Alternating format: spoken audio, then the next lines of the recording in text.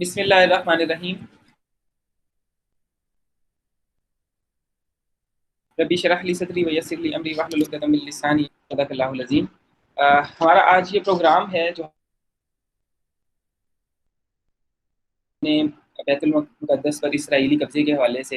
اور حالیہ جو جارحیت اسرائیل نے وہاں فلسطینیوں کے اوپر شروع کی ہے اس کے تناظر میں رکھا ہے. انٹرنیشنل اسلامک یونیورسٹی اسلام آباد کے طلباء نے اور اسلامی جمعیت طلباء نے اس پروگرام کا انعقاد کیا ہے، اور اس پروگرام کا مقصد بنیادی طور پر اس پورے مسئلے کو سمجھنا ہے، اس کی تاریخ پر تھوڑی سی نگاہ دوڑانا ہے، اور اس مسئلے کے حوالے سے ایک نوجوان طالب علم کیا طرز عمل اختیار کر سکتا ہے اور کس طرح سے اپنا احتجاج ریکارڈ کروا سکتا ہے، اور اسرائیل کے اس غاصبانہ تسلط کے حوالے سے عملی طور پر کیا کام کیے جا سکتے ہیں، ان پر گفتگو کرنا مقصود ہے. اور تھوڑا سا اس مسئلے کی نزاکت کو سمجھنا اور اس سے ریلیٹڈ جو مختلف نوعیت کے مختلف فلاسفیز ہیں، مختلف لوگوں کے اپنے اپنے آئیڈیالوجیز ہیں، ان پر تھوڑی سی گفتگو ہم انشاءاللہ اس پروگرام کے اندر کریں گے. میں مختصراً تھوڑا سا مسئلہ فلسطین کے حوالے سے جو پچھلے 100 سال کے اندر اس مسئلے کے حوالے سے جو پیش رفت ہوتی رہی یا اس مسئلے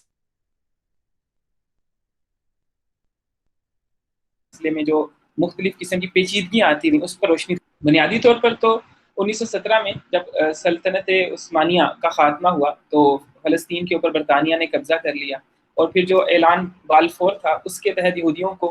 پوری دنیا سے جمع کیا گیا اور فلسطین کی زمین میں ان کو آباد کیا گیا. 1930 میں دوسری جنگ عظیم شروع ہونے سے کچھ عرصہ پہلے جرمنی اور یورپ کے یہودیوں کا ہٹلر کے ساتھ جو سارا معاملہ رہا، اور ہٹلر نے بڑے پیمانے پر یہودیوں کا قتل عام کیا. کہا جاتا ہے کہ تقریباً 6 لاکھ یہودیوں کو قتل کیا گیا. بہرحال جو ہولوکاسٹ ہے اس سے قطع نظر یہودی مظلوم بن کر فلسطین کی جانب بڑے پیمانے پر ہجرت کر گئے، اور انہوں نے فلسطین اور اس کے آس پاس کے علاقوں میں اپنی آباد کاری کرنا شروع کر دی. اور ایک لحاظ سے فلسطین کے اوپر اس زمانے میں برطانیہ کا قبضہ تھا، اور حکومت برطانیہ نے جو یہودی تھے ان کو وہاں آباد ہونے میں پوری طرح سے سہولت فراہم کی. یہودیوں کی اپنی ایک افیلیشن ہے بیت المقدس کے ساتھ، ہیکل سلیمانی کا ان کا ایک دعویٰ ہے، اور اپنی پورے تاریخی پس منظر کے لحاظ سے وہ فلسطین اور بیت المقدس کے ساتھ اپنی ایک مذہبی اور جذباتی وابستگی رکھتے ہیں. تو 1948 میں برطانیہ نے جب بڑی تعداد میں یہودی وہاں آباد ہو گئے تو وہاں سے اپنی فوج نکال لی، اور مئی 1948 میں اسرائیل کو فلسطین کی سرزمین پر باقاعدہ طور پر قائم کر دیا گیا. اس سے قبل دنیا میں اسرائیل نام کا کوئی بھی ملک نہیں تھا، اور اسرائیل نے جو بیت المقدس تھا اس کا نام بدل کر یروشلم رکھ دیا، اور اس کے بہت سے حصوں پر قابض ہو گئے. اور بنیادی طور پر ایک بات کہی جاتی ہے، اس پر بھی ہم انشاءاللہ اپنی جب بات کا آغاز کریں گے اپنے مہمانوں سے تو اس پر بھی ان سے روشنی ڈالنے کا کہیں گے کہ بیت المقدس اور فلسطین کی سرزمین پر یہودی جب ابتدائی طور پر وہاں پر آباد کاری ان کی ہو رہی تھی تو اس زمانے میں وہاں انہوں نے مقامی فلسطینیوں سے جو عرب لوگ تھے ان سے ان زمینوں کا باقاعدہ سودا کیا، ان سے خرید و فروخت کی، اور اپنے مال اور دولت خرچ کر کے فلسطین کی ان زمینوں کو خریدا اور وہاں پر باقاعدہ اپنی آباد کاری اور اپنے گھر وغیرہ تعمیر کیے. تو ان عرب لوگوں نے کیوں یہودیوں کو یہ زمین بیچی، کیوں سیل کی، اس پر بھی انشاءاللہ ہم آگے تھوڑی سی بات ضرور کریں گے. اور 1948 میں جب یہاں پاکستان 1947 میں بن چکا تھا تو اس سے اگلے سال اقوام متحدہ نے باقاعدہ طور پر 1948 میں اسرائیل نام کے ایک ملک کے قیام کی منظوری دے دی، اور اقوام متحدہ نے آفیشلی اناؤنس کر دیا کہ اسرائیل کے نام سے ایک علیحدہ ملک جو ہے وہ اس خطے پر آباد ہے. اور اس کے بعد 1949 میں اسرائیل نے آس پاس کے جو عرب ممالک تھے، اردن اور مصر اس کے ہمسایہ ممالک ہیں، اور شام کا ملک بھی اس کے قریب ہے، تو ان ممالک کے ساتھ کچھ لو اور کچھ دو کی پالیسی پر صلح صفائی کر لی. اور پھر 1958 میں اسرائیل نے مصر پر حملہ کیا اور اس کا صحرائے سینا کا ایک بڑا علاقہ اپنے قبضے میں لے لیا. 1967 میں اسرائیل نے بیک وقت تمام جو عرب آس پاس کے ممالک تھے، مصر، اردن اور شام وغیرہ، اور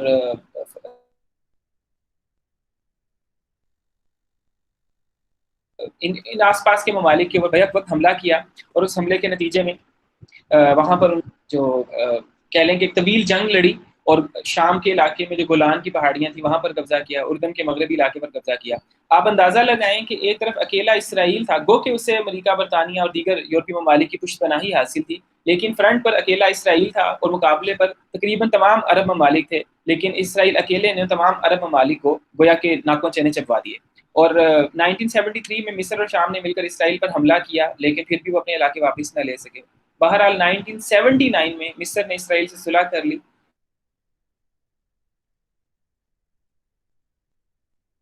اور اپنا صحرائے سینا کا علاقہ واپس لینے میں کامیاب ہو گیا۔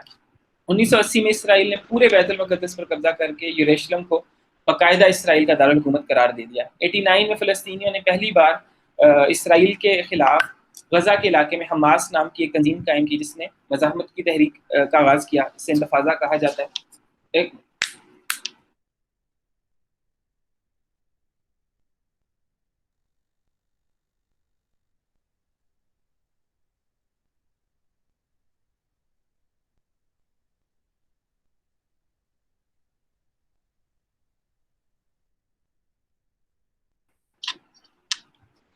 1989 میں تھوڑی سی ڈسٹربنس کنیکشن کی وجہ سے ہوئی، معذرت اس کے لیے۔ میں 1992 میں فلسطین میں مسلم علاقوں کا فلسطینی قومی اتھارٹی کا نام دیا۔ غزہ کے کچھ حصوں پر قبضہ اسرائیل نے ختم کر لیا، وہاں پر حماس کی ایک طرح سے حکومت قائم ہو گئی، اور اس کے بعد پھر مسلسل 1992 سے 2001 تک وہاں پر مذاکرات بھی چلتے رہے۔ یاسر عرفات نے ان مذاکرات میں کردار ادا کیا۔ 2003 سے 2005 تک مذاکرات ہوئے، ان مذاکرات میں حماس کے بہت سارے جو سربراہ تھے ان کو شہید کیا گیا۔ اسی طرح 2005 میں اسرائیل نے غزہ کے علاقے کا مکمل قبضہ چھوڑ دیا، اور یہ غزہ کا وہی علاقہ ہے کہ جہاں حماس جو ہے وہ پوری طرح سے موجود ہے۔ 2006 میں حماس نے غزہ کے علاقے میں اپنی حکومت قائم کر لی، اور جو باقی فلسطین تھا، جو باقی فلسطین کا علاقہ تھا، وہاں محمود عباس کی جماعت PLO نے اپنی حکومت قائم کر لی۔ 2012 میں اقوام متحدہ نے فلسطین کو بطور مبصر اپنی اسمبلی کے اندر بطور مبصر ممبر کے طور پر جگہ بھی دے دی۔ فلسطینی اتھارٹی اور غزہ کی حماس حکومت کے درمیان مذاکرات ہوتے رہتے ہیں، تاہم 2017 میں غزہ میں حماس کی حکومت اور باقی فلسطین میں PLO کی حکومت، جو محمود عباس کی حکومت ہے، اسے تسلیم کر لیا گیا۔ اسی کے بعد 2017 میں امریکی صدر نے اسرائیل کے قبضے کو تسلیم کرتے ہوئے بیت المقدس میں باقاعدہ اپنا سفارت خانہ قائم کرنے کا اعلان کر دیا۔ تو یہ 2017 میں آفیشیلی امریکہ نے پہلی مرتبہ اپنا سفارت خانہ وہاں قائم کیا تھا۔ یہ کچھ تھوڑی سی ہسٹری تھی جو میں نے کہا ابتدائی 2-3 منٹ میں شیئر کر لی جائے، تاکہ اس پروگرام کو سننے والے جو ہمارے اسٹوڈنٹس ہوں وہ اس سے استفادہ کچھ نہ کچھ کر سکیں۔ میں اب محترم فرید احمد کراچا صاحب کی طرف آؤں گا، انہی سے اپنی گفتگو کا ہم آغاز کریں گے۔ بنیادی طور پر اس پروگرام کا مقصد اس پورے مسئلے کو سمجھنا ہے اور اس کی جو نزاکتیں ہیں ان کا ایک ادراک حاصل کرنا ہے۔ فرید احمد کراچا صاحب، آپ کی پوری زندگی میں آپ نے اس پورے مسئلے کے اوپر نگاہ دوڑائی ہوگی، اور آپ اس مسئلے کو اس کے ابتدائی ایام سے جانتے بھی ہوں گے، دیکھتے بھی آ رہے ہوں گے، اور اس میں جو ڈیولپمنٹ ہوتی رہی ہے اس مسئلے کو دیکھتے آ رہے ہوں گے۔ ایک بالکل مختصر سا، بالکل ٹو دا پوائنٹ کویسچن اگر میں آپ کے سامنے رکھوں کہ اس مسئلے کا الٹیمیٹ سولوشن کیا ہے، کیا اس کا رزلٹ نکلے گا، یا کیا اس کا رزلٹ نکلنا چاہیے، یا ایک مسلمان کے دل میں اس کی کیا خواہش تو ہو سکتی ہے لیکن پریکٹیکلی اس کا کیا سولوشن ہو سکتا ہے؟ جی، بسم اللہ الرحمن الرحیم۔ شکر گزار ہوں آپ کا، اسلامی جمعیت طلبہ کا، اور پروگرام آرگنائز کرنے والوں کا۔ یہ بہت ضروری ہے کہ آج کی اس فضا میں خاص طور پر ہماری نوجوان نسل کو مکمل طور پر یہ پتہ چلے کہ معاملات کیا ہیں اور ہم نے اس میں کیا کردار ادا کرنا ہے۔ اس ضمن کے اندر میں 2-3 باتیں عرض کرنا چاہتا ہوں۔ ایک تو وہ انسانی المیہ ہے جو اس وقت ہے، اور یہ المیہ اتنی شدت کا ہے کہ کئی جنگ عظیم اول دوم یا کہیں بھی دنیا کے اندر عالمی جنگیں جہاں چھڑی ہیں، وہاں پر بھی اتنے بڑے پیمانے پر سنگ دلانہ واقعات نہیں ہوئے جتنے بڑے پیمانے پر سنگ دلانہ واقعات یہاں ہو رہے ہیں۔ عالمی سطح کے اوپر جنگوں کے بھی کچھ اصول و قواعد ہیں، کچھ تو اسلام کے ہیں، لیکن عالمی سطح کے اوپر بھی جو ہیں، جس پہ جنیوا کنونشن کے بھی نکات ہیں، تو وہاں کسی بچے کو، کسی عورت کو، کسی بیمار کو، کسی مسافر کو، کسی مریض کو نشانہ نہیں بنایا جا سکتا، شہری عمارتوں کو نشانہ نہیں بنایا جاتا۔ لیکن اسرائیل وہ ایک دہشت گرد ملک ہے کہ جس نے آغاز ہی اس بات سے کیا ہے کہ معصوم بچوں کو ذبح کیا جائے، ان پر فائرنگ کی جائے، ان کو گھروں کے گھر مسمار کیے جائے،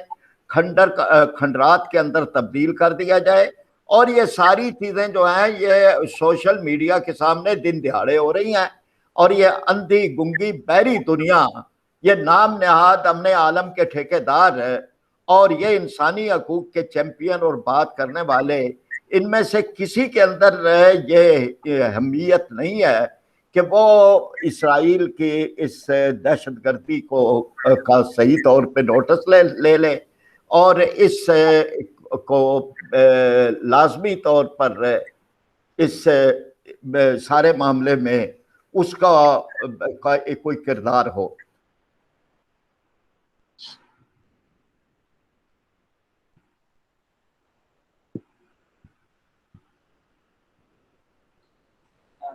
فرید راجہ صاحب آپ کی آواز منقطع ہو گئی ہے۔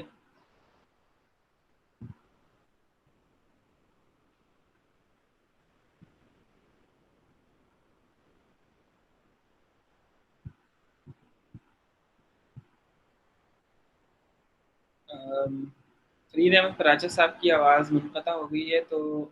میرا خیال ہے کوئی انٹرنیٹ پرابلم شاید ہوگا۔ زبیر صفدر صاحب آپ آن لائن موجود ہیں؟ جی میں موجود ہوں۔ اچھا زبیر بھائی، ہم اس معاملے کو تھوڑا سا ڈیپلی انڈرسٹینڈ کرنا بڑا ضروری ہے۔ یہ سوال ہمیشہ سے ہمارے اپنے ذہنوں میں پیدا ہوتا ہے کہ خود فلسطینیوں نے اپنی زمینیں 1948 اور 46 اور 45 میں کیوں یہودیوں کو بیچیں، اور باقاعدہ یہودی یہ دعویٰ کرتے ہیں کہ ہم نے ان زمینوں کو خریدا ہے، اس کی جو قیمت ہے وہ ادا کی گئی ہے۔ تو اس ابتدائی دور میں جب یہاں تازہ وہ کہ ظاہر ہے ایک یہ تو کہا جا سکتا ہے کہ یہودیوں کی وہاں آباد کاری کے پیچھے یعنی کہ اس سازش کا علم شاید مسلمانوں کو نہیں تھا کہ وہ وہاں ایک باقاعدہ ریاست قائم کر لیں گے اور قبضہ کر لیں گے، لیکن اس کے باوجود مسلمانوں نے بڑے پیمانے پر یہودیوں کو وہ جگہ بیچی اور ان کی آباد کاری ہوئی، اور پھر آہستہ آہستہ ظاہر ہے کہ پھر وہ برطانیہ کی مدد سے انہوں نے باقاعدہ وہاں قبضہ کر لیا۔ تو کیا مسلمان مال و دولت کی خاطر اپنا علاقہ، اپنی زمینیں اور اپنا خطہ جو ہے وہ یہودیوں اور عیسائیوں کو اسی طرح بیچتے رہیں گے؟ جی بسم اللہ الرحمن الرحیم۔ اس معاملے پر قانونی طور پہ تو میرے پاس کوئی ایسی معلومات نہیں ہے کہ جو میں پبلک کے لیے رکھ سکوں کہ جو دستاویزات مارکیٹ کے اندر موجود ہیں زمینوں کی فروخت کی، ان کی اصل حیثیت کیا ہے، اور کس بنیاد پر اس وقت جو ہے وہ وہاں پر برطانیہ کے تسلط کے سائے میں مسلمانوں نے اپنی زمینیں جو ہیں، عربوں نے اپنی زمینیں جو ہیں وہ یہودیوں کے سپرد کی تھی۔ لیکن جو دو باتیں سمجھنے کی ضرورت ہے، ایک یہ کہ یہ کوئی اچانک عمل نہیں ہوا کہ اچانک سے جو ہے وہ فلسطین کے لوگوں نے اپنی زمینوں کو فروخت کر دیا ہو، اور دوسرا یہ معاملہ کہ اچانک سے جو ہے وہ اسرائیل کا قیام جو ہے وہ اس خطہ زمین کے اوپر ابھر کے سامنے آیا ہو۔ اس پہلو کو سمجھنے کی ضرورت ہے، اس کے ان مذہبی عقائد کو سمجھنے کی ضرورت ہے، اور ان فلسفے کو سمجھنے کی ضرورت ہے کہ جس کی بنیاد پر خلافت عثمانیہ کا خاتمہ بھی ہوا، جس کی بنیاد پر پچھلے آخری 50-60 سالوں میں خلافت عثمانیہ کو کمزور کرنے کی کوشش کی گئی۔ اس بات کو سمجھنے کی ضرورت ہے کہ برطانیہ جو اپنا نوبادیاتی نظام پوری دنیا کے اندر قائم کر چکا تھا، اس نوبادیاتی نظام کی بنیاد پر اس نے کس طرح اپنے تسلط کو، اپنے جارحانہ کردار کو پوری دنیا کے اندر قائم کیا، اور کس انداز میں اس نے پھر یہاں پر مسلم عرب کو تقسیم کر کے جو ہے وہ ان کے سینے کے اندر اسرائیل کا خنجر جو ہے وہ پیوست کیا۔ اس لیے اس پورے تاریخی پس منظر کو سمجھنے کے لیے مسلمانوں کے اور یہودیوں کے اور عیسائیوں کے اس مذہبی عقائد کو جاننا ضروری ہے کہ جس کی بنا پر وہ اس سرزمین کو مقدس سرزمین کہتے ہیں، اور اس مقدس سرزمین میں اپنی عبادت، اپنے عبادت گاہ اور اپنے انبیاء کے ساتھ جس تعلق کو تینوں الہامی مذاہب جوڑتے ہیں، اس میں ان کی کیا حیثیت ہے، اور اس کی بنیاد پر کس انداز میں اس مقدس سرزمین پر حکمرانی کا خواب جو ہے وہ تینوں الہامی مذاہب نے دیکھا۔ اور اسے میں یہ سمجھتا ہوں کہ جو عربوں کے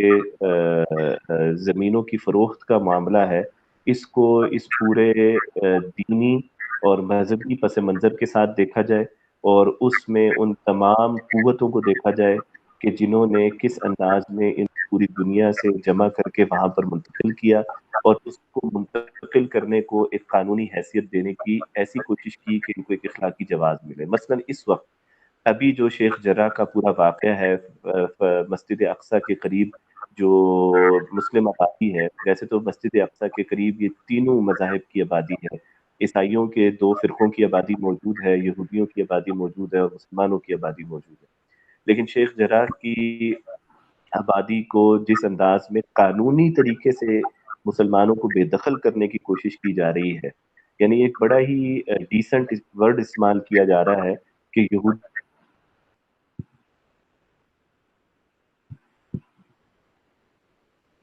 قانونی طور پہ اس جگہ پر آنا چاہتے ہیں، مسلمانوں سے قانونی طور پہ یہ جگہ حاصل کر پھر 50-60 سال بعد لکھ دی جائے گی کہ یہاں پر یہودی جو شیخ جرح کے اندر مسجد مقدس کے قریب آ کر آباد ہوئے وہ قانونی طریقے سے آباد ہوئے تھے، جبکہ اس وقت یہ جو سارا معاملہ آخری رمضان کے دنوں میں کھڑا ہوا یہ اسی بنیاد کے اوپر کھڑا ہوا کہ وہ یہاں پر کسی بھی قانونی یا غیر قانونی طریقے سے یہودیوں کو آباد کاری کرنے کے راستے میں مزاحمت کی مسلمانوں نے، اس مزاحمت کے نتیجے میں یہ سارا معاملہ اس وقت جو لے کر کھڑا ہوا ہے یہ سارا اسی تناظر میں ہوا۔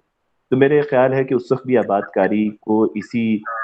تناظر کے ساتھ جو ہے وہ دیکھنے کی ضرورت ہے، اور اس کو قطعاً اس تناظر میں دیکھنے کی ضرورت نہیں ہے کہ مسلمانوں نے خوش دلی کے ساتھ جو ہے جو کسی سازش کو سمجھتے ہوئے جو ہے عربوں نے جو ہے وہ یہودیوں کے سپرد جو ہے وہ اپنے علاقے کر دیا۔ جی جزاک اللہ، شکریہ زبیر بھائی۔ فرید راجہ صاحب نے دوبارہ جوائن کیا ہے، ہم ان کے سامنے ایک بڑا اہم سوال رکھیں گے۔ میں چاہوں گا کہ اس ٹیکنیکل کویسچن کو تھوڑا سا ٹیکنیکلی ہی آنسر کیا جائے کہ دیکھیں بیت المقدس کی اہمیت، جس طرح ابھی زبیر بھائی نے بتایا کہ یہودیوں، مسلمانوں اور عیسائیوں تینوں آسمانی مذاہب کے لیے برابر اہمیت کے حامل ہیں، تینوں ہی اس کو اپنا ایک مقدس مقام سمجھتے ہیں، اور گو کہ عیسائی سارے معاملے میں تھوڑا سا بیک فٹ پہ نظر آتے ہیں، یہودی اور مسلمان فرنٹ پہ ایک دوسرے سے لڑتے ہوئے نظر آتے ہیں، لیکن تینوں اس مقام کو برابر اہمیت دیتے ہیں۔ حضرت عمر فاروق رضی اللہ تعالیٰ عنہ نے بیت المقدس کو عیسائیوں سے چھینا تھا، یہودیوں سے نہیں چھینا تھا، یعنی کہ اس وقت عیسائیوں کا وہاں غلبہ تھا، بعد میں وہ صلیبی جنگیں اور سلطان صلاح الدین ایوبی نے بھی اس سارے معاملے کے اندر جو اپنا رول پلے کیا۔ خیر مختصراً یہ کہ اب تینوں مذاہب اس پر اپنا ایک مذہبی اور جذباتی وابستگی رکھتے ہیں، تو آج کے اس دور میں کوئی ایک مذہب چاہے وہ دین اسلام ہی کیوں نہ ہو، وہ یہ دعویٰ کیسے کر سکتا ہے کہ یہ جگہ صرف اور صرف ہماری ہے، ہم اس جگہ کے اکیلے وارث ہیں، تنہا وارث ہیں، اور اس جگہ پر یہودیوں یا عیسائیوں کا کسی بھی قسم کا کلیم نہیں بنتا۔ ہم ایک جذباتیت سے تھوڑا سا باہر نکل کر اگر اس چیز کو سمجھنے کی کوشش کریں، میں فرید احمد پراچا صاحب سے چاہوں گا کہ وہ اس چیز کو آنسر کریں کہ مسلمانوں کا یہ کلیم کس بنیاد پہ بنتا ہے کہ وہ صرف دعویٰ کریں کہ بیت المقدس اور فلسطین جو ہے وہ صرف اور صرف مسلمانوں کی ملکیت ہے، باقی یہودی یا عیسائیوں کا وہاں کسی بھی قسم کا عمل دخل نہیں ہونا چاہیے۔ اچھا جی، میں دوبارہ اس میں پہلے جو گفتگو میں نے شروع کی تھی تو وہ کو کمپیوٹر میں نقص آ گیا، تو اب میں پھر اپنے موبائل سے ہی بات کر رہا ہوں۔ اچھا، اس سلسلے میں ایک بات تو یہ سمجھنے کی ہے کہ پوری تاریخ میں یہ بیت المقدس بھی اور یہ علاقہ یروشلم یہ صرف مسلمانوں کے پاس رہا ہے، اس لیے کہ حضرت آدم علیہ السلام سے لے کر نبی کریم صلی اللہ علیہ وسلم تک دین تھا ہی اسلام، ان الدین عند اللہ الاسلام، دین ہے ہی اسلام۔ قرآن پاک یہ کہتا ہے وما کانا ابراہیم یہودیا ولا نصرانیا ولکن کانا حنیفا مسلما، یہ حضرت ابراہیم علیہ السلام نہ یہودی تھے نہ نصرانی تھے، یہ تو حنیف مسلم تھے، یکسو مسلم تھے۔ چنانچہ جن انبیاء کا نام لے کر یہودی خاص طور پر ہیکل سلیمانی کی بات کرتے ہیں، یا حضرت داؤد علیہ السلام کی بات کرتے ہیں، یا اسی طرح کرسچین جو ہیں حضرت عیسیٰ علیہ السلام کی، تو یہ سب مسلمان تھے۔ تو پوری تاریخ کے اندر صرف مسلمانوں کا یہاں پر یہ مسلمانوں کا رہا ہے، اور اس میں چاہے حضرت ابراہیم یا حضرت یعقوب یا حضرت یوسف، یہ جتنا بھی آپ لے لیں۔ دوسری بات یہ ہے کہ صرف اسلام ہے کہ جس میں تمام دیگر آسمانی مذاہب کا کی مذہبی شخصیات کا یکساں احترام ہے، یعنی اگر حضرت عیسیٰ علیہ السلام کی بات کی جائے تو مسلمان ان کو بھی مانتے ہیں، حضرت موسیٰ علیہ السلام کی بات کی جائے تو مسلمان ان کو بھی مانتے ہیں، حضرت داؤد علیہ السلام، حضرت سلمان علیہ السلام، حضرت یعقوب علیہ السلام، حضرت ابراہیم علیہ السلام. تو گویا کہ صرف مسلمان ہیں کہ جو اس میں ایک لحاظ سے سب میں قدر مشترک رکھتے ہیں، باقی تو ایک کو مانتا ہے اور دوسرے کو نہیں مانتے. حضرت عیسیٰ علیہ السلام کو یہودی نہیں مانتے، اور اسی طرح یہودی عیسائی جو ہے نبی کریم صلی اللہ علیہ وسلم کو نہیں مانتے.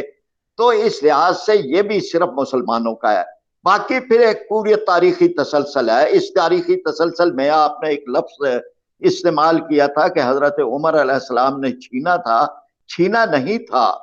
انہوں نے خود چابیاں پیش کی تھیں اور یہ کہا تھا کہ اگر حضرت عمر آئیں تو ہم اپنے ہاتھوں سے چابیاں دیں گے. اور انہوں نے اپنے ہاتھوں سے چابیاں دی تھی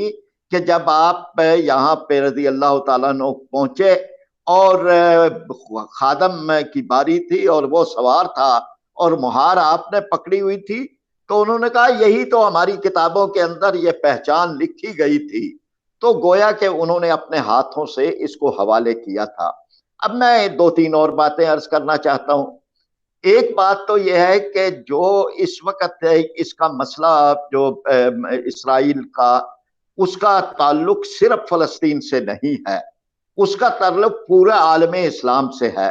اور ایک تو اس وجہ سے کہ یہ فلسطین کی سرزمین جو ہے یہ ارض مقدس ہے، یہ فلسطین کی سرزمین جو ہے یہ یہاں سے قبلہ اول ہے، یہاں ہی نبی کریم صلی اللہ علیہ وسلم کا سفر معراج ہوا تھا.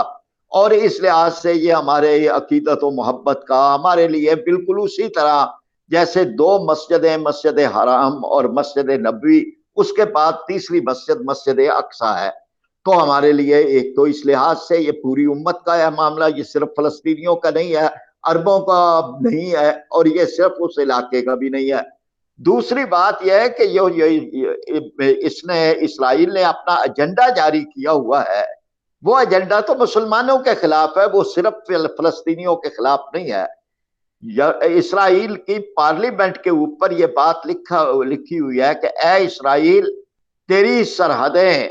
نیل سے لے کر فرات تک پھیلی ہوئی ہیں، یعنی اس میں مصر بھی ہے، اس میں شامل، اور اس میں شام بھی، عراق بھی، ترکی کا کچھ حصہ بھی، اور اس میں حجاز کا حصہ بھی، اور اللہ تبارک و تعالیٰ محفوظ رکھے خود مدینہ منورہ بھی. تو گویا کہ جو کچھ ان کے عزائم ہیں وہ عزائم ایسے نہیں ہیں کہ جو عزائم صرف یہاں ہیکل سلیمانی تعمیر کرنے کی حد تک ہیں، وہ ایک گریٹر اسرائیل کے حوالے سے ہیں. پھر اس کے ساتھ یہ کہ جو اس کا یہ دنیا کا واحد دہشت گرد ملک ہے جس کے قومی ترانے کے اندر دہشت گردی شامل ہے، اور وہ کہتے ہیں کہ ہم سینے کے اندر نیزے گھونپیں گے. گویا کہ وہ مسلمانوں کے خلاف جو قرآن پاک نے بھی ارشاد فرمایا ہے قد بدت البغضاء من افواہہم، جو کچھ زبانوں سے یہ کہہ رہے ہیں وہ تو تم جانتے ہی ہو اور تم پر ظاہر ہے، وما تخفی صدورہم اکبر، جو ان کے دلوں کے اندر چھپے ہوا بغض ہے، جو کینہ ہے، جو سازشیں ہیں، جو امت مسلمہ کے خلاف پروگرام اور پلان ہیں، وہ اس سے بہت زیادہ ہیں کہ جو یہ سامنے ہے. اس لیے اسے یہ سمجھنا چاہیے کہ یہ پوری امت کا مسئلہ ہے. ایک اور بات بھی میں یہاں پر یہ کروں گا کہ مسلمانوں کو اللہ تبارک و تعالیٰ نے قرآن پاک میں کہیں بھی قوم نہیں کہا، جہاں بھی کہا ہے امت کہا ہے. یہی فرق ہے کہ قومیں عصبیتوں سے بنتی ہیں، امت عقیدے سے بنتی ہے. قوم علاقوں، زبانوں، نسلوں سے بنتی ہے، امت ایمان سے بنتی ہے. تو ہم امت ہیں، یعنی یہ امت جو ہے یہ عرب اور عجم کے اندر تقسیم نہیں ہے، یہ شرق و غرب کے اندر تقسیم نہیں ہے، یہ شامی و کوفی نہیں ہے، یہ امت ہے، یہ نیل کے ساحل سے لے کے تابہ خاک کاشغر. اس لیے یہ سب کی ذمہ داری ہے. اب اس سلسلے کی ایک بات تو ہم یہ سمجھیں کہ اقوام متحدہ نہیں ایک ادارہ بنایا ہوا ہے اس وقت مسائل کے حل کا، اور اس وقت اس کے ایجنڈے پہ دو ہی پروگرام ہیں، ایک یعنی کشمیر اور ایک فلسطین ہے. اور اس میں ناکام ہو رہی ہے اقوام متحدہ جو بڑی طاقتوں کی ایک لونڈی ہے. اور اس کے بعد یہ بات بھی اب دنیا کے سامنے آ رہی ہے کہ غیر منصفانہ فورم ہے کہ جس میں سلامتی کونسل کے 6 مستقل ممبروں کو ویٹو کا حق ہے. اور یہ ویٹو کا حق کس طرح سے ہے کہ اگر دنیا کے 200 سے زیادہ ممالک ایک طرف ہوں اور ایک اکیلا ایک ملک جو ہے وہ دوسری طرف ہو جائے تو وہ سارے کا سارا مسئلہ جو ہے وہ نل اینڈ وائڈ ہو جاتا ہے، جیسے اب ہو گیا۔ یعنی امریکہ نے ایک طرح سے اس سلامتی کونسل کی جتنی بھی موو تھی اس کو ختم کروایا، اور بے دردی اور ظالمانہ رویہ ان کا یہ ہے کہ وہ کہتے ہیں اسرائیل کو اپنی دفاع کا حق ہے۔ یعنی دفاع بچوں سے وہ دفاع کر رہے ہیں، وہ معصوم بچے جن کو ذبح کیا جا رہا ہے ان سے وہ دفاع کر رہے ہیں۔ یعنی کس چیز کا دفاع کر رہے ہیں؟ کون سا طاقت کا توازن ہے؟ ایک طرف پوری ایک فوج ہے، دوسری طرف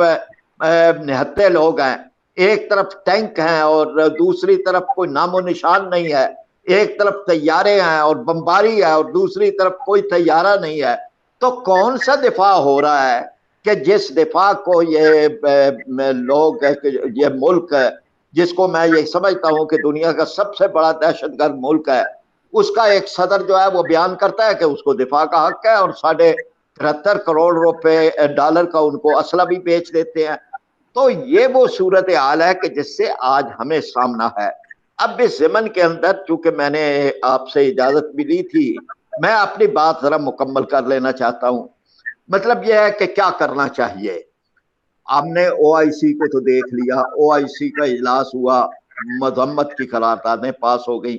کیا مذمت سے معاملہ رک جائے گا؟ کیا رک گیا ہے؟ کیا یہ منت ترلوں کا موضوع ہے کہ اسرائیل سے مؤدبانہ گزارش ہے کہ وہ یہ حملے بند کرے؟ یہ کیا سٹائل ہے؟ یعنی دنیا کے 1.70 ارب انسانوں کی نمائندہ ایک تنظیم ہے جس میں 57 سے زیادہ آزاد ریاستیں ہیں اور جس میں ایک ایٹمی ملک شامل ہے، اور اس سب کے باوجود ہم یہ کہہ رہے ہیں کہ آپ سے مؤدبانہ گزارش ہے کہ آپ یہ ذرا بمباری بند کر دیں۔ یہ ایک ہمیں اس سلسلے میں سمجھنا چاہیے کہ اس طرح سے کبھی نہیں ہوتا۔ اب اس ضمن کے اندر میں یہ عرض کروں گا کہ ایک تو پاکستان کو جو ایٹمی پاکستان ہے، یعنی واحد مسلمان ایٹمی طاقت ہے پاکستان، یہ امتیاز ہے، تو پاکستان کو ایک قائدانہ کردار ادا کرنا چاہیے، اور یہ قائدانہ کردار یہ ہے کہ پاکستان آگے بڑھ کر ایک تیز رفتار سفارتی سرگرمی کرے، جس میں ایک تو جو ممالک ہیں یعنی مسلمان ممالک، پھر مسلمان ممالک کے علاوہ چین اور روس ہے، پھر اسی طرح سے جو ممالک اس وقت جن کا رول اتنا نہیں ہے، افریقہ کے ممالک وغیرہ، ان کو بھی ساتھ۔ تو ایک تو اس چیز کی ضرورت ہے۔ دوسرا پھر اقوام متحدہ سے یہ طے کروایا جائے، جیسے افغانستان میں انہوں نے امن فوج بھیجی تھی، سوڈان میں بھیجی ہے، اسی طرح سے وہ فوری طور پر جنگ بندی کروائیں اور یہاں پر امن فوج کا تعین کیا جائے جس میں مسلمان ممالک کی نمائندگی جو ہے وہ ہو۔ پھر اس کے بعد ایک معاملہ جو ہے وہ یہ ہے کہ ہم یعنی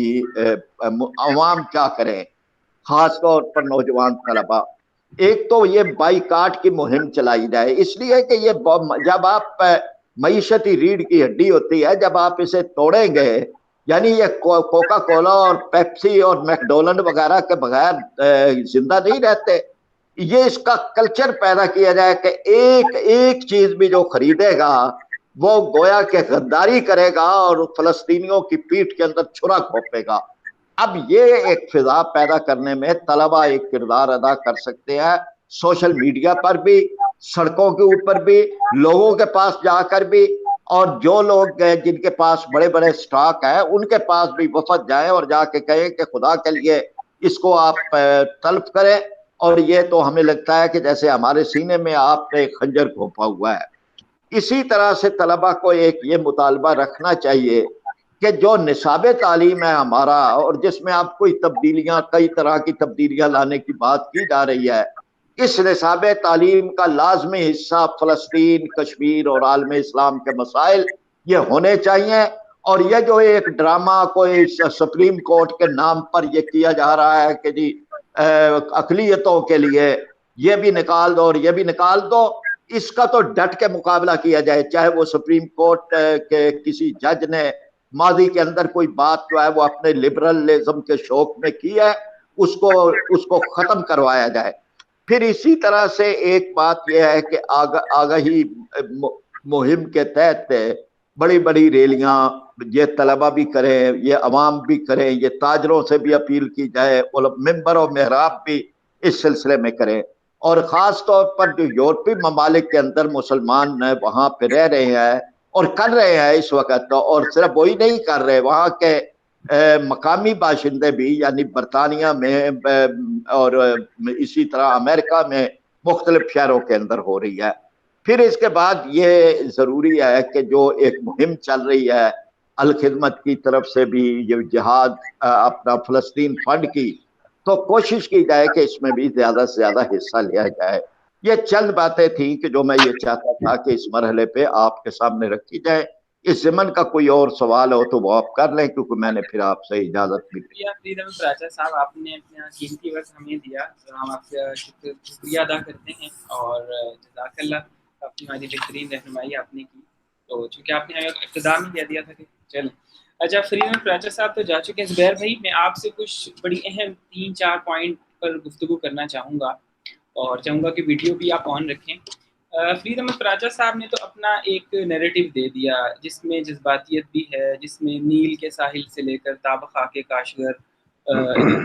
हरम की पासबानी का एक पूरा कॉन्सेप्ट है। ठीक है, वो सब बातें अपनी जगह, लेकिन मैं एक ठीक है, मैं वो के अपने आप को बहुत ज़्यादा नौजवान और यंग नहीं कह सकता, लेकिन इस हद तक मैं नौजवानों की नुमाइंदगी करते हुए कुछ ऐसे सवाल ज़रूर आपसे पूछना चाहूँगा, डिस्कस करना चाहूँगा कि जो इस वक्त नौजवान के जहन में एक बार बार उठते हैं और उसे कंफ्यूज करते हैं इस सारे मामले में। देखें, एक तरफ हम अक़वाम मुत्तहिदा के रुकन हैं, हम अक़वाम मुत्तहिदा के मेंबर हैं, उसकी असम्बली में हमारा नुमाइंदा जाता है, हमारा प्राइम मिनिस्टर साल बाद जाके वहाँ खिताब भी करता है और हम अपने डिस्प्यूट को रिजॉल्व करवाने के लिए अक़वाम मुत्तहिदा के दरवाजे पर दस्तक देते हैं, और कश्मीर का मसला हो या दीगर मामलात हो। अच्छा, अब इस सारे सिनेरियो के बावजूद हम अक़वाम मुत्तहिदा का ही एक फ़ैसला है 1948 में अक़वाम मुत्तहिदा ने अनाउंस कर दिया कि जी इसराइल के नाम से एक अलहदा रियासत कायम हो जाएगी और हो चुकी है। बाकायदा उनका पूरा सेटअप बन गया, उनकी गवर्नमेंट बन गई, उनके सफ़ीर बन गए, अमेरिका ने तो अब अपना सफारत खाना भी वहाँ खोल लिया, सारा कुछ हो गया। तो अब पाकिस्तानी या दीगर जो मुस्लिम कंट्रीज़ हैं, वो अक़वाम मुत्तहिदा की या तो फिर मेंबरशिप छोड़ दें, वो कहें जी हम अक़वाम मुत्तहिदा को नहीं मानते, हम अपनी ओआईसी को लेकर चलेंगे। लेकिन अगर अक़वाम मुत्तहिदा का मेंबर भी बनना है और फिर उसके फ़ैसलों को तस्लीम नहीं करना, तो फिर ये क्या चीज़ है? इसको फिर हम कैसे जस्टिफ़ाई कर सकते हैं कि एक तरफ हम उसके मेंबर भी हैं और उसके पास अपने फ़ैसलों के लिए जाते भी हैं और दूसरी तरफ उसी के फ़ैसलों को हम कबूल भी नहीं करते। अच्छा देखें, सवाल को ना इतने मासूमाना अंदाज में नहीं पूछना चाहिए कि जिसकी वजह से अक़वाम मुत्तहिदा का जो मौक़िफ़ है और ख़ास तौर पे जो आलमी बदमाशों का मौक़िफ़ है, उसको जो है वो पज़ीराई मिले। मामला जो है ना वो इतना सादगी के साथ हमें अपने नौजवानों के सामने पेश नहीं करना चाहिए। पहली बुनियादी चीज़ ये है कि जो अक़वाम मुत्तहिदा का खुद क़याम है, ये तो खिलाफत उस्मानिया के ख़ात्मे के बाद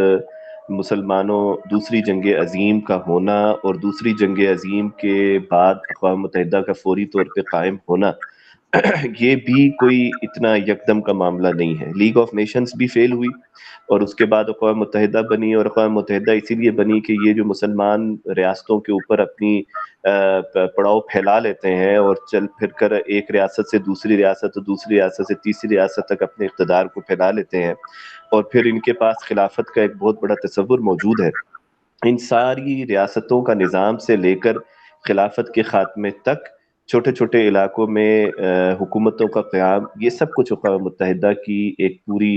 काविश है, या अक़वाम मुत्तहिदा का एक चार्टर का एक अनरिटन एजेंडा है कि जिसको जो है वो लोगों के सामने पेश नहीं किया जाता। अक़वाम मुत्तहिदा जो है वो बहुत ही मीठे-मीठे अंदाज़ में इस दुनिया के मामलात को हल करने का, इसके माशी, सियासी और माशरती उमूर को हल करने का एक इदारा ज़रूर है, लेकिन असलन जो है ये उन्हीं लोगों के कब्ज़े में है कि जो इस वक़्त पूरी दुनिया के अंदर कत्ल गारतगरी करके अपनी ताकत को जो है वो मनवाने के लिए हर उस तरीके को इख्तियार करते हैं कि जिसके नतीजे में वो जब जी चाहे जिसको दहशतगर्द करार दे दें, जब जी चाहे जिसको मज़लूम करार दे दें, जब जी चाहे जिसके हक़ में मज़म्मत कर दें, और जब जी चाहे जिसके हक़ में करारदाद पास करवा के उसको मंज़ूर या नामंज़ूर कर दें। इससे अक़वाम मुत्तहिदा کے ساتھ تعاون کرنا یا اقوام متحدہ کا ممبر ہونا یہ ایک عالمی اخلاقی حیثیت تو ہو سکتی ہے، لیکن اصلاً اقوام متحدہ کی اس وقت پورے معاشرے میں کوئی ایسی اخلاقی حیثیت نہیں ہے کہ جہاں پر اقوام متحدہ نے عدل اور انصاف کے ساتھ معاشرتی انصاف کو جو ہے وہ پذیرائی دی ہو۔ اس میں خاص طور پہ جتنے بھی مسلم ممالک ہیں ان کے اندر جتنے بھی ظلم، جبر اور ناروا سلوک برپا کیا گیا تھا یا ہے اور جو جاری ہے، وہاں پر اقوام متحدہ کا کردار صرف مایوس کن نہیں ہے، بلکہ اقوام متحدہ کا کردار جو ہے وہ جانبدارانہ نظر آتا ہے۔ اقوام متحدہ نے ہر اس طاقت کی حمایت کی ہے کہ جس نے ان جگہوں کے اوپر ظلم کیا ہے، یہ خواہ انڈونیشیا کا معاملہ ہو، خواہ وہ کشمیر کا معاملہ ہو، افغانستان کا معاملہ ہو، سوریا کا معاملہ ہو، مشرق عرب وسطیٰ کے تمام علاقوں کے معاملات ہوں، ان سب کے اندر اقوام متحدہ کا کردار جو ہے وہ جانبدارانہ رہا ہے۔ اب آپ کشمیر کے معاملے کو لے لیجئے یا پھر فلسطین کے معاملے کو لے لیجئے، فلسطین کا معاملہ اقوام متحدہ کا واحد معاملہ ہے جس میں 80 سے زیادہ قراردادیں جو ہیں وہ ان کی موجود ہیں، لیکن سلامتی کونسل کے اندر فلسطین کا واحد معاملہ ہے جو ہر بار ویٹو ہو جاتا ہے۔ تو یہ کیسا سلامتی کونسل ہے، یہ کیسے 5 ممالک کا ایکا ہے پوری دنیا کے اندر کہ جو ہر بار اس معاملے کے اندر ویٹو کر کے اس انسانی مسئلے کو جو ہے وہ حل کرنے کے بجائے اس انسانی مسئلے کو اپنی معاملات کے مطابق، اپنی قراردادوں کے مطابق بھی حل کرنے کے بجائے اس کو ویٹو کر دے۔ مثلا اگر 2 ریاستی تصور جو ہے وہ اقوام متحدہ دیتا ہے تو کیا موجودہ فلسطین اور اسرائیل کے اندر 2 ریاستی تصور موجود ہے؟ کیا فلسطین کے لوگوں کو اور شہریوں کو وہ تمام حقوق میسر ہیں جو اسرائیل کے لوگوں کو میسر ہیں؟ کیا فلسطین کے لوگوں کو وہ آزادہ نقل و حمل کی سہولیات موجود ہیں جو اسرائیل کے لوگوں کو موجود ہیں؟ کیا بیت المقدس کے ارد گرد مسلمانوں کی آباد کاری کے اندر یا جو قدیم عرصے سے، طویل عرصے سے وہاں پر رہ رہے ہیں، ان کو وہ تمام سہولیات دی گئی ہیں کہ جو ان کی 2 ریاستی قرارداد کے اندر کہا گیا تھا اس میں دی جائیں گی؟ کیا ای روز جو ہے 1948 سے لے کے 2021 تک اسرائیل کا نقشہ بڑھ کر فلسطین کا نقشہ ختم نہیں ہوتا چلا جا رہا ہے؟ تو کس قرارداد کی بات کر رہے ہیں کہ اگر 48 میں اس قرارداد کو قبول بھی کیا گیا تو اس کے نتیجے میں فلسطین کو وہ کون سی سہولیات دی گئی ہیں جس کے نتیجے میں 2 ریاستی قرارداد اور 2 ریاستی ممالک کو جو ہے وہ قبول کر لیا جائے؟ اس سے اقوام متحدہ کا کردار تعصب پر مبنی ہے۔ اقوام متحدہ کی سلامتی کونسل کا کردار انتہائی تعصب پر مبنی ہے۔ اقوام متحدہ کی جنرل اسمبلی کا کردار جو ہے وہ بسا اوقات کوئی بھی ملک اس کے اندر کوئی کردار کر دیتا ہے، لیکن سلامتی کونسل کے مستقل ارکان یا غیر مستقل ارکان کا کردار جو ہے آج کی تاریخ تک بھی جو ہے انتہائی متنازع ہے۔ آج تقریباً 15 دن سے زائد ہو چکے ہیں، امریکی صدر کی طرف سے کوئی مذمت نہیں آئی ہے۔ آج 15 دن سے زیادہ وقت گزر چکا ہے، سلامتی کونسل کا اجلاس اس وقت جاری بھی ہے، لیکن اس کے نتیجے میں کیا ہوگا؟ کیا سیز فائر کر کے مسئلہ حل ہو جائے گا؟ کیا سیز فائر کے نتیجے کے اندر جو ہے وہ فلسطین کے لوگوں کی جانیں جو ہیں وہ بچ جائیں گی، لیکن یہ مسئلہ تا عمر تا دیر حل ہونے کی طرف جائے گا؟ اسے میں سمجھتا ہوں کہ اس موقع کے اوپر بنیادی طور پر 2 کام کرنے کی ضرورت ہے۔ اس موقع کا کوئی مختصر مدتی یا کوئی لائے عمل نہیں ہے، اس چیز کا ایک طویل مدتی لائے عمل ہے، اور وہ یہ ہے کہ خود 57 اسلامی ممالک کے حکمرانوں کو تبدیل کیا جائے اور ان کی جگہوں پر ایسے حکمران لائے جائیں کہ جو واقعی مسلم امہ کی جو ہے وہ ترجمانی کرتے ہوں، اور اقوام متحدہ کے خلاف آواز اٹھائی جائے، اقوام متحدہ کے اس متعصب رویے کے اوپر بات کی جائے، اور اس چیز کو دیکھنے کی ضرورت ہے کہ پچھلے سن 48 سے لے کر اب تک سلامتی کونسل کے اندر کن الفاظ کو استعمال کر کے جو ہے وہ فلسطین کے معاملے کو ویٹو کرتے ہوئے فلسطین کے لوگوں کو بنیادی انسانی حقوق سے جو ہے وہ دور کیا جا رہا ہے۔ اس وقت یہ بات تو کہی جا رہی ہے کہ اسرائیل کو فلسطین کے مقابلے میں سیلف ڈیفنس کی ضرورت ہے، اور اسرائیل جو بھی عمل کر رہا ہے وہ سیلف ڈیفنس کے لیے کر رہا ہے، لیکن پچھلے تقریباً 70 سال سے زائد عرصہ ہو چکا ہے، وہ کون سے رویے ہیں کہ جس نے فلسطین کے لوگوں کو مجبور کیا ہے کہ وہ اپنی آپ کے دفاع کے لیے، چاہے وہ دفاعی اقدام ہو چاہے وہ جارحانہ اقدام ہو، اس کے لیے کوئی بھی قدم جو ہے وہ اٹھا سکے۔ اس لیے میں سمجھتا ہوں کہ آج کے اس دور کے اندر سب سے پہلے مسلم حکمرانوں کی تبدیلی جو ہے وہ مسئلے کا حل ہے۔ جب تک مسلم حکمران جو ہے وہ تبدیل نہیں ہوں گے، جو ان کے ایجنٹ ہیں، جو ان کے اعلی کار ہیں، جو واشنگٹن ڈی سی سے ہدایات حاصل کرتے ہیں، جو یورپ سے ہدایات حاصل کرتے ہیں، جو اقوام متحدہ کے IMF کے اوپر پلتے ہیں، جو ورلڈ بینک کے نتیجے میں اپنی اکانومی کو بہتر کرنے کی کوشش کرتے ہیں، جب تک دنیا کی ان لبرل طاقتوں کے جو ادارے بنے ہوئے ہیں ان اداروں کے خلاف مسلم ممالک سے مزاحمت نہیں ہوگی، مسلم ممالک سے رد عمل نہیں آئے گا، اور اس رد عمل کا پہلا شکار مسلم ممالک کے اپنے حکمران ہوں گے، تب تک جو ہے وہ کبھی بھی یہ معاملات صحیح سمت کے اندر جو ہے وہ نہیں جا سکیں گے، نمبر ایک۔ اب اس کے لیے کیا طریقہ کار اختیار کیا جائے؟ اس کے لیے جمہوری طریقہ کار اختیار کیا جائے، ذہن سازی کا طریقہ کار اختیار کیا جائے، معیشت کو بہتر کرنے کا طریقہ کار اختیار کیا جائے۔ یہ ہر مسلم ملک کی اپنی ایک اسٹریٹجی ہوگی جس کو اس مسلم ملک کے نوجوانوں کو اپنے حالات کے مطابقت سے جو ہے وہ ترتیب دینا ہوگا۔ اور دوسرے نمبر کے اوپر اس اتحاد کے نتیجے میں OIC بھی ایک بیکار ادارہ ہے، اس ادارے کی کسی قسم کی کوئی بھی کارکردگی نہیں ہے سوائے اس کے کہ مذمتی قراردادوں سے یہ معاملات کو حل کرنے کی کوشش کرتے ہیں، جبکہ اسرائیل کے 4 جانب عرب ممالک موجود ہیں، لیکن ان کی کوئی ایسی معاشی حیثیت نہیں ہے، کوئی ایسی سیاسی حیثیت نہیں ہے، اور کوئی ایسی اخلاقی حیثیت بھی نہیں ہے کہ جس کی بنیاد پر وہ فلسطین کی حمایت کرتے ہوئے معاملات کو اگلی جانب جو ہے وہ لے کر جا سکے۔ اسی طرح جو اسرائیل نے اپنا موقف دنیا کے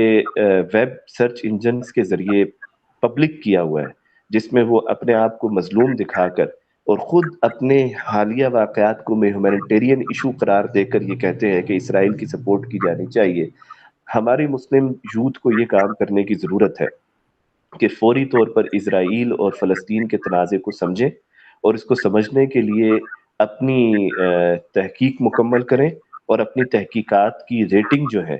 وہ سرچ انجنز کے اوپر بڑھائیں، تاکہ ایک عام فرد جو ہے وہ فوری طور پر اسرائیل کے معاملے کے موقف کو سمجھنے کے بجائے فلسطین کے ذریعے مسلمانوں کے موقف کو سمجھے، اور سرچ انجنز کے اوپر یہ ساری چیزیں فوری طور پر سامنے آئیں۔ اس لیے پوری دنیا کے خواہ عرب یوتھ ہو یا نان عرب یوتھ ہو، مسلم ممالک کی یونیورسٹیز کے اندر اس قسم کے مقابلے، اس قسم کی مباحث اور اس قسم کے مستقبل کے حوالے سے کوئی لائحہ عمل ترتیب دیے جائے کہ وہ فلسطین کے اصلی تصور کو جو ہے وہ پیش کریں۔ اسی طرح جو ویسٹرن میڈیا ہے، یا جو امریکن میڈیا ہے، یا عرب کا وہ میڈیا جو اسرائیل کے کنٹرول میں ہے، ان تمام میڈیا کی بائسنس کو پبلک کرنے کی ضرورت ہے کہ یہ کس طرح کن الفاظ کو استعمال کر کے مسلمانوں کو دہشت گرد اور اسرائیل کو مظلوم دکھا رہے ہیں۔ اس بائسنس کو پبلک کرنے کی ضرورت ہے۔ اس لیے جو ایک مسلم ریاستوں کے اندر انقلاب اپنے حکمرانوں کے خلاف لانے کی ضرورت ہے، یا مسلم ریاستوں کے ذریعے اسلام کے پیغام کو پبلک کرنے کی ضرورت ہے، اسی طرح مسلم ریاستوں کے ذریعے جو ہے وہ بین الاقوامی طاغوتی اداروں کو بے نقاب کرنے کی ضرورت ہے۔ اس میں میڈیا کا بڑا اہم کردار ہے، اور میڈیا کو بھی بے نقاب کرنے کی ضرورت ہے، جن کی ایک خبر جو ہے وہ جارحانہ اقدام جو اسرائیل کی فورسز کرتی ہیں مشرق بیت المقدس کے اندر، اس کو وہ ایک کلیش اور جھڑپ کا نام دیتے ہیں، لیکن جہاں پر ایک مسلمان کے بچے کو مارا جاتا ہے، اس کو وہ انسانیت سوز لمحہ قرار دینے کے بجائے جو ہے ان چیزوں کا ذکر کرتے ہیں کہ ان کے اوپر جو ہے وہ میزائل داغے گئے ہیں۔ اسے میں سمجھتا ہوں کہ اس پورے معاملے کو بہت ہی جذبے کے ساتھ نہیں بلکہ عقل اور شعور کے ساتھ استعمال کرنے کی ضرورت ہے، اور اس کو اسی ترتیب کے ساتھ لے کے جانے کی ضرورت ہے کہ اور نہیں تو کم از کم ہم مسلم یوتھ کے اندر فلسطین کے تنازع کو سمجھا پائیں، اور اس کے نتیجے میں جو بھی اویلیبل سوشل میڈیا کے ٹولز ہیں یا میڈیا کے ٹولز ہیں، اس میں اس موقف کو سرچ انجنز کے ذریعے پذیرائی دلوائیں، اور اس کے نتیجے میں لوگوں کی صحیح انداز میں رہنمائی کرتے ہوئے نمبر 1 طاغوتی ادارے، جس میں میڈیا، جس میں معیشت کے ادارے اور اقوام متحدہ، ان کے خلاف ان کے جو بھی چارج شیٹ ہے وہ پیش کرنے کی ضرورت ہے، اور دوسرا مسلم حکمرانوں کے خلاف چارج شیٹ پیش کرنے کی ضرورت ہے کہ جو اس پورے معاملے پر مذمتی قراردادوں کے علاوہ کچھ نہیں کر رہے۔ ابھی ایک قدم جو ہے وہ پاکستان کی وزارت خارجہ نے اٹھایا ہے کہ پاکستان، اسرائیل اور فلسطین کے لوگ واشنگٹن جائیں گے، لیکن واشنگٹن جانے کے علاوہ ان کے پاس کوئی حل نہیں ہے کہ سوائے اس کے کہ وہ وہاں پر بات کر کے آئیں، میکسیمم اس کے کہ وہ سیز فائر کروائیں، اور نتیجتاً اس کے بعد یہ معاملہ وہیں ختم ہو جائے۔ لہٰذا یہ معاملہ اس طرح ختم نہیں ہوگا۔ اسرائیل اچھی طرح فلسطین کے اندر پھیل چکا ہے، بہت کم علاقے ایسے رہ گئے ہیں کہ جو فلسطین کے اصلی لوگوں کے پاس اب موجود ہیں، اور اب کچھ ہی وقت کے اندر یہ اس کو ختم کر کے اپنے گریٹر اسرائیل کے ایجنڈے کی طرف آہستہ آہستہ بڑھتے چلے جائیں گے، اور اس پورے معاملے میں اسرائیل کی جارحیت، دہشت گردی اور بدامنی کو جو ہے وہ منظر عام پر لانے کی ضرورت ہے۔ تو میں سمجھتا ہوں کہ یہ پیغام نوجوانوں تک جانا چاہیے، اور اسی کے نتیجے میں نوجوانوں کو جو ہے وہ اپنی تحقیق کے اوپر زور دیتے ہوئے ان تمام چیزوں کے اقدامات کرنے چاہیے۔ جی جزاک اللہ۔ یہ بڑی اہم تمام پہلو تھے، اور سوال جو میں نے کیا تھا اس کا مقصد بھی یہی تھا تاکہ اقوام بھی لوگوں کے سامنے عیاں ہو سکے۔ اور سوال کرنے کی پس منظر میں ایک دوسرا پہلو یہ تھا کہ جاوید احمد غامدی صاحب نے ابھی کل اپنے آفیشیل پیج پر جو ایک اپنا موقف اپلوڈ کیا ہے، وہ بھی یہی موقف انہوں نے دیا تھا کہ چونکہ آپ اقوام متحدہ کے ممبر ہیں، لہٰذا آپ کو اقوام متحدہ کی ہر بات ماننی ہوگی، چاہے وہ اچھی ہے، درست ہے یا غلط ہے۔ ان کا کہنا تھا کہ آپ اس پر اختلاف تو کر سکتے ہیں، لیکن اس کو قانونی طور پر تسلیم کرنا آپ کے پر لازم ہے۔ تو یہ ان کا ایک موقف تھا، میں چاہ رہا تھا کہ اس کو رسپونڈ کیا جائے۔ میرا خیال ہے بہت بہترین انداز سے آپ نے اس چیز کو رسپونڈ کر دیا ہے، اور آئی ہوپ کہ ہم آپ کے اس رسپانس کو جاوید احمد غامدی صاحب کا جو موقف تھا اس کے رسپانس کے طور پر علیحدہ سے بھی انشاءاللہ اپلوڈ کریں گے، تاکہ اس کو ایک کاؤنٹر نیریٹو جو ہے وہ ضرور دیا جائے، بتایا جائے لوگوں کو کہ حقیقت اتنی سمپل اور اتنی سادہ نہیں ہے جس کو جاوید احمد غامدی صاحب بیان کر رہے تھے۔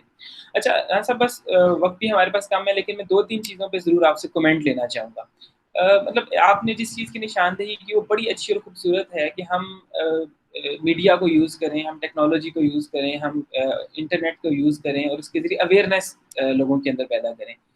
بظاہر ایک چیز محسوس کی جاتی ہے کہ کشمیر کا جو ایشو ہے نا، شاید وہ انٹرنیشنلی اتنا ہائی لائٹڈ نہیں ہے جتنا فلسطین کا ایشو ہے۔ فلسطین کے حوالے سے نیو یارک میں مظاہرے ہوئے، واشنگٹن میں مظاہرے ہوئے، لندن میں، پیرس میں، اور پورے یورپ کے اندر جو وہاں کی مسلم کمیونٹیز تھیں انہوں نے کافی بڑے اور کافی میسو قسم کے مظاہرے کیے۔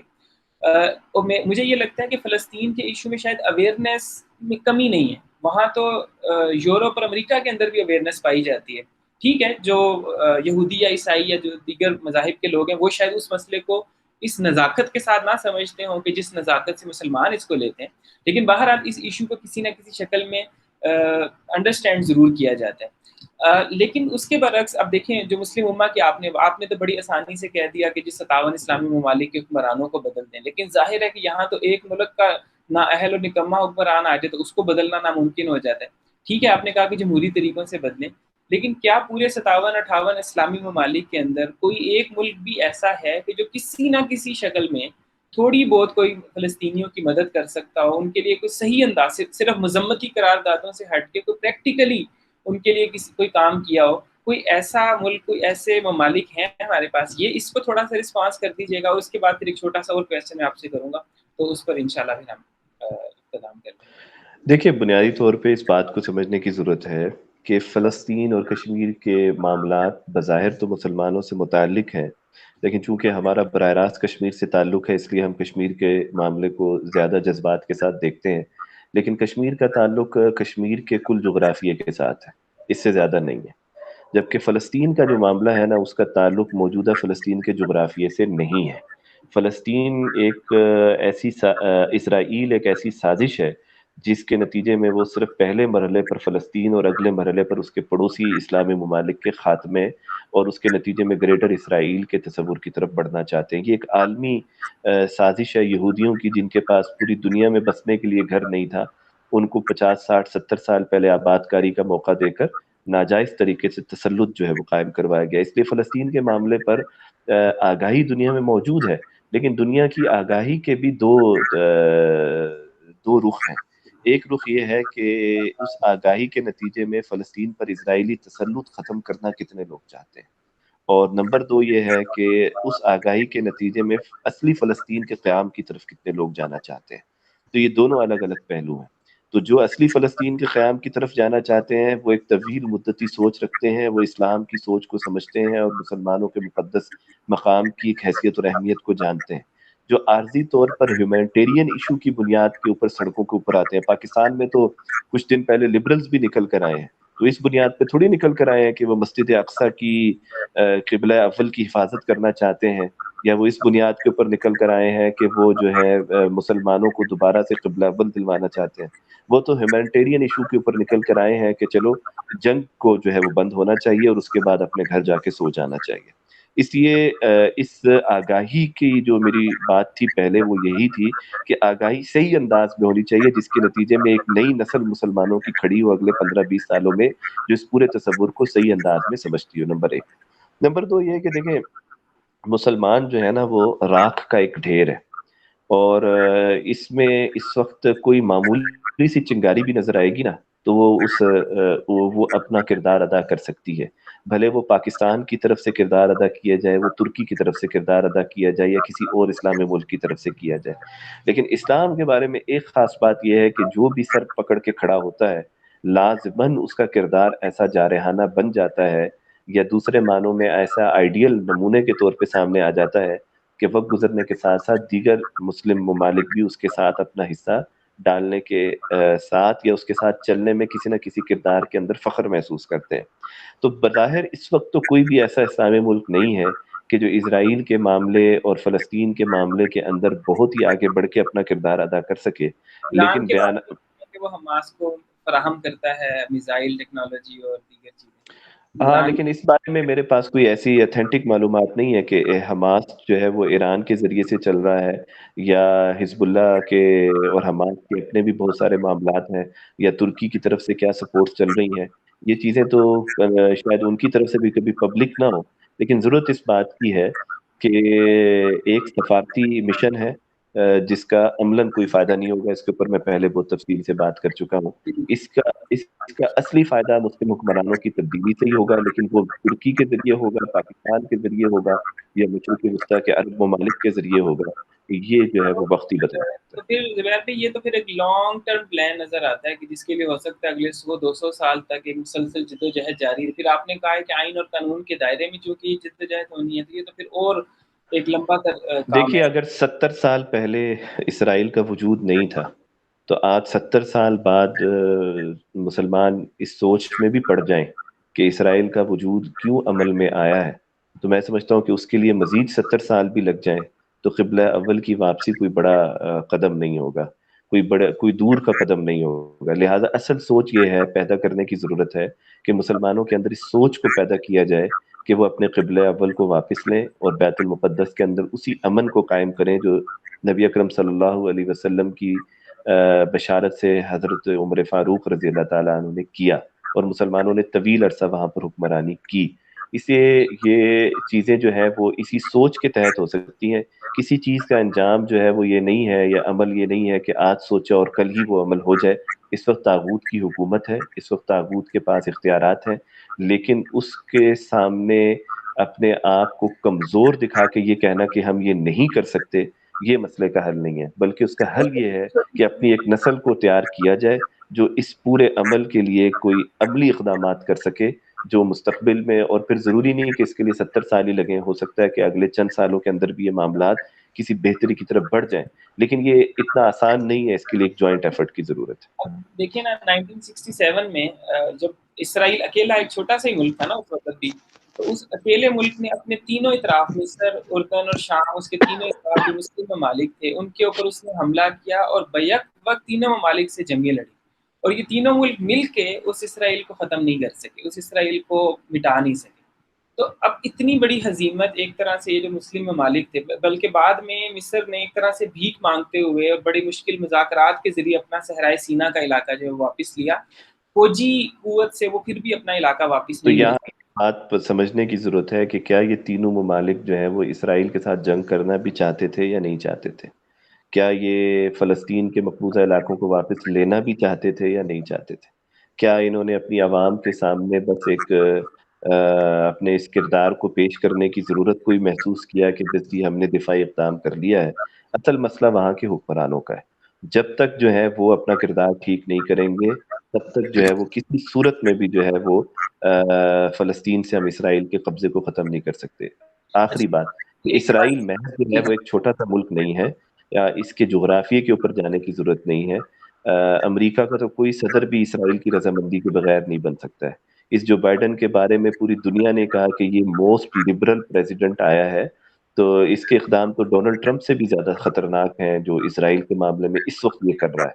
इसलिए इसको सिर्फ़ इसराइल को एक जुग़राफ़िये के एतबार से छोटा-सा मुल्क मत समझें, बल्कि आलमी ताकतों का एक हिस्सा समझिए कि जो चारों तरफ से इसको घेरे में हुए हैं, जो फ्रंट फेस पे भी मुसलमान हैं और बैक एंड के ऊपर जो है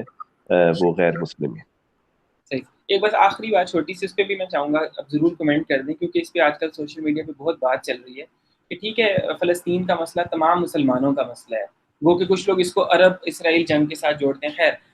لیکن مسلم کنٹریز کی جو صورتحال ہے اس کے بارے میں ایک پرسیپشن یہ بنی ہوئی ہے کہ جو سعودیہ ہے وہ سلفی ایک کنٹری ہے اور وہ اپنے پوری دنیا کے اندر اپنے جو سلفی عزائم ہیں ان کے لیے کام کرتا ہے. اور ایران کے بارے میں یہ پرسیپشن ہے کہ وہ ایک شیعہ ملک ہے، وہ شیعہ عزائم کے لیے پوری دنیا کے اندر کام کرتا ہے. لیکن جب یہ آذربائیجان اور آرمینیا کی جنگ ہوئی تو ایران نے آذربائیجان جو کہ ایک شیعہ ڈومینیٹڈ کنٹری تھا، اس نے آذربائیجان کی سپورٹ کرنے کے بجائے آرمینیا کو سپورٹ کیا. اور دوسری طرف شام میں جب بشار الاسد جس کا ہے وہ بھی شیعہ، لیکن شیعوں کا جو نصیری فرقہ ہے وہ بڑا ایک جس کو اپنا کفری عقائد کی وجہ سے اپنے سے علیحدہ سمجھتے ہیں، تو ایران نے بشار الاسد کا نصیری فرقے کا ایک طرح سے ساتھ دیا. اور خود سعودیہ کے بارے میں کہا جاتا ہے کہ یمن کے اندر جو زیدی شیعوں کی حکومت تھی، سعودی ایک طویل عرصہ اسے سپورٹ کرتا رہا اور وہاں کے اہل سنت کو دبایا گیا، تو سعودیہ کو اس پہ جوں تک نہیں دیں گی. یہ تو خیر ایک میں جنرل سی بات کر رہا ہوں، لیکن یہ سوال میں کمنٹ میں یہ لینا چاہ رہا ہوں آپ سے کہ مسلم کنٹریز کی تو یہ صورتحال ہے کہ وہ آپس میں ہی دست و گریباں ہیں اور آپس میں ہی اپنے اپنے مقاصد اور اپنے اپنے عزائم کے لیے ایک دوسرے کے اوپر چڑھ دوڑتے ہیں. عراق کویت جنگ کو دیکھ لیں اور دیگر چیزوں کو بھی کوٹ کیا جا سکتا ہے. لیکن اب ہم پھر کیا کریں؟ کیا ہم پھر صرف ایک وہ جو آپ نے کہہ دیا کہ جی 70 ممالک کے وزیر اعظم چینج کر دو، حکمران چینج کر دو، یہ تبدیلی آئے گی؟ لیکن مسلم کنٹریز تو آپس میں اتنی بری طرح سے دست و گریباں ہیں، ایک دوسرے کی جان کے دشمن ہوئے ہیں، ایک دوسرے پر پابندیاں لگانے کی بات کرتے ہیں. قطر جو ہے جس نے حماس اور اخوان کو پناہ دینے کی کوشش کی، اس قطر کے اوپر سارے متحدہ عرب امارات کے جو ممالک تھے انہوں نے اس کا بائیکاٹ کر دیا، سعودی عرب نے اس کا بائیکاٹ کر دیا. تو اتنی مایوسی کی فضا، اتنی آپس کی مار دھاڑ. اچھا، اب اس میں جو حزب التحریر جس طرح کی جماعتیں وہ یہ کہتے ہیں جی بس خلافت ہونی چاہیے، خلافت آئے گی تو سارے مسئلے حل ہو جائیں گے. تو اب مجھے یہ لگتا ہے کہ جو ون لائن سٹیٹمنٹ ہوتی ہے کہ سارے حکمران چینج کر دو یا پھر ساری خلافت لے آؤ تو پھر مسئلے حل ہو جائیں گے، وہ تو ایک طرح سے مایوسی کی طرف نہیں دھکیل دیتے کہ اب پھر ہم ٹھیک ہے پھر بیٹھے رہیں اگلے 100 سال جدوجہد کرتے رہیں کہ چلو جی ٹھیک ہے کبھی بدلیں گے، خلافت آئے گی تو مسئلہ حل ہو جائے گا. ورنہ یہ موجودہ صورتحال تو ساری آپ کے سامنے. پاکستان واحد نیوکلیئر پاور کنٹری، اس کی فوج بڑی اسٹرانگ، اس کے پاس میزائل ٹیکنالوجی سب کچھ موجود ہے، لیکن پاکستان کی صورتحال اس وقت یہ ہے کہ اپنی تمام تر میزائل اور ڈیفنس کے اوپر اس کی جو گرپ ہے اس کے باوجود وہ بھیک مانگتا ہوا نظر آتا ہے. کبھی سعودیہ کے در پر زکوٰۃ اکٹھی کرتا ہے، کبھی صدقۃ الفطر اکٹھا کرتا ہے، دیگر ممالک کے پاس جاتا ہے. تو اب پھر رول کون پلے کرے گا؟ یہ تو ایک طرح سے مایوسی کی فضا نظر آتی ہے کہ جس میں پھر ہم لوگ دیکھیں یہ ایک گھر میں طویل مدتی عمل ہے اور ایک پوری نسل کا مزاج بدلنے کی ضرورت ہے. جب تک پوری نسل کا مزاج ان مسلم حکمرانوں اور مسلم ممالک کی معیشت اور مسلم ممالک کی سیاسی امور کے حوالے سے تبدیل نہیں ہوگا، تب تک جو ہے وہ ہم مسلم معاشرتی سیاست کے اندر کسی قسم کی تبدیلی نہیں لا سکتے. یہ کہنا کہ خلافت قائم کر دی جائے یا مسلم حکمران تبدیل کر دیے جائیں، یہ ون لائن سٹیٹمنٹ تو ہو سکتی ہے، لیکن میں نے آپ کو پہلے یہ کہا ہے کہ ہر ملک کے اپنے معروضی حالات ہیں، اسی کے مطابقت سے اس کی نوجوان نسل کو ترتیب دینا ہوگا اپنا منصوبہ. لیکن اس سے پہلے ان سارے معاملات کی آگاہی کی ضرورت ہے. اس وقت مسئلہ یہ ہے کہ مسلم نسل جو اس وقت معاشرے کے اندر کردار ادا کرنے کی طرف بڑھ رہی ہے، وہ ان تمام چیزوں سے آگاہ نہیں ہے. وہ اسلام کی تاریخ سے آگاہ نہیں ہے، وہ اسلام کے تصور سے آگاہ نہیں ہے، اسلام کے سیاسی نظام سے آگاہ نہیں ہے، اسلام کے خلافت کے نظام سے آگاہ نہیں ہے، اسلام کے معیشت کے نظام سے آگاہ نہیں ہے. جب تک ہم ان کو ان ساری چیزوں سے آگاہ نہیں کریں گے، تب تک ان کے اندر کسی قسم کا موجودہ نظام سے بغاوت یا موجودہ نظام کے مقابلے میں کوئی بہتر نظام کے حوالے سے سوچ پیدا نہیں ہو سکے. تو یہ مایوسی کی بات نہیں ہے. ایک پوری نئی ایک نسل ہے پچھلے 70-80 سالوں میں جس نے 100 سال کی خلافت آج سے 100 سال پہلے خلافت ٹوٹنے کے بعد ایک غلامی کا ایک ایسا دور دیکھا ہے جس کے نتیجے میں وہ اس چیز کو قبول کرنے کو تیار نہیں ہے کہ جو کچھ ہو رہا ہے وہ غلط ہو رہا ہے. لہٰذا اس پوری نسل کو ترتیب دینے کی ضرورت ہے کہ جس کے سامنے مسلمان ممالک کے اوپر جو ظلم اور طاغوت کی جتنی کاوشیں ہو رہی ہیں اس کو منظر عام پر لا کر ان کا یہ ذہن اس بات کے لیے تیار کیا جائے کہ یہ درست نہیں ہے، اس کے مقابلے میں ہمیں اسلام کی چیزوں کو پیش کرنا ہے. لہٰذا یہ ایک طویل مدت کی چیز ہے جس کو دو چیزوں کے ساتھ ہینڈل کیا جا سکتا ہے، ایک حکمت عملی اور ایک صبر. اور ان دونوں چیزوں کے نتیجے میں قیادت کی تیاری ہے، اور اس قیادت کی تیاری کے نتیجے کے اندر جو ہے وہ معاملات کے اوپر جو ہے وہ عبور ہے. لہٰذا اس کو بہت ہی صبر اور حکمت عملی کے ساتھ ترتیب دینے کی ضرورت ہے.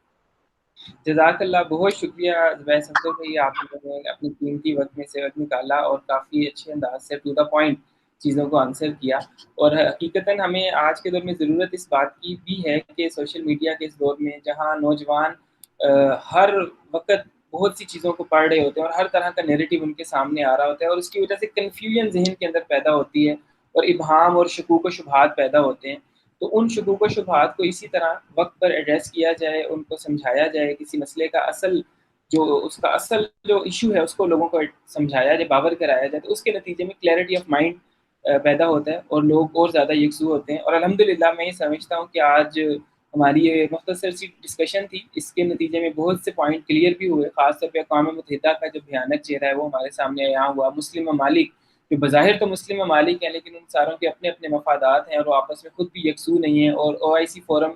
جو بظاہر مسلمانوں کے لیے لیکن اس کی حقیقت بھی ہم پر آشکارا ہوئی. تو ایسے میں نوجوانوں کے لیے یہ لاہے عمل ایک بہترین لاہے عمل ہے کہ وہ نہ صرف یہ کہ اس مسئلے کو سمجھیں اور اس مسئلے کو سوشل میڈیا کے فورمز کے اوپر اور جہاں جہاں جس کی دسترس ہے وہاں پر اس مسئلے کو ہائی لائٹ بھی کریں اور اس کی نزاکت کو سمجھائیں بھی اور اس کا احساس بھی دلائیں، تاکہ یہ مسئلہ زندہ بھی رہے اور اس مسئلے کے